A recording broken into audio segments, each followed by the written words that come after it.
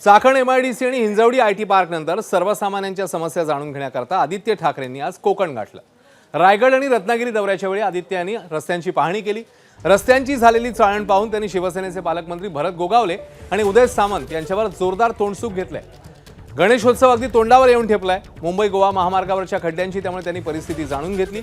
गणपतीच्या आधी रस्ता तयार होणार हे 10 वर्षांपासून आम्ही ऐकतोय, मात्र तरीही रस्ता पूर्ण होत नाहीये अशा शब्दात आदित्य ठाकरेंनी सरकारवर जोरदार तोंडसूक घेतलंय। तर काहीच दिवसांपूर्वी दुबईच्या राजाने मंत्री महोदयांना दुबईचे रस्ते बनवायला बोलवलेलं असं मी ऐकलं असं म्हणत आदित्य ठाकरेंनी नितीन गडकरींना अप्रत्यक्ष टोला लगावला।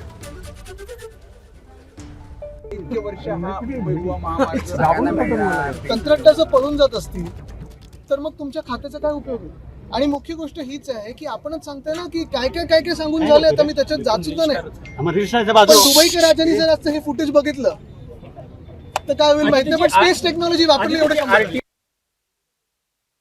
इन्फ्रास्ट्रक्चरची परिस्थिती एकदमच भयानक आहे। विजेचे दर असतील, विजेचं सप्लाय असेल, आणि आता येतानाच आपण पाहिलं जो खडतर रस्ता आहे, आले MIDC मध्ये आलोय की कुठच्या कन्स्ट्रक्शन साईटवर आलो हे कळत नाहीये। आणि असं जर परिस्थिती असेल तर जे उद्योजक सांगतात की आम्हाला इथून स्थलांतरित व्हायचंय, कुठच्या तोंडाने आम्ही त्यांना सांगायचं की इथून जाऊ नका? अर्थात सगळ्यांना आम्ही विनंती करतो की ते त्यांच्या राजकीय जीवनामध्ये पहिल्यांदा लोट्यामध्ये आले, त्याच्यामुळं त्यांचं माझ्या जिल्ह्यामध्ये मी मनापासून स्वागत करतो। मला जर त्यांनी सांगितलं असतं तर मी देखील सोबत आलो असतो, पण त्याच्यानंतर त्यांनी जर ती उद्योजकांना बरोबर घेऊन पत्रकार परिषद घेतली असती राजकीय न घेता तर बरं झालं असतं। मी उद्योजकांनी घेतलेली प्रेस कॉन्फरन्स तुम्हाला पाठवून देतो।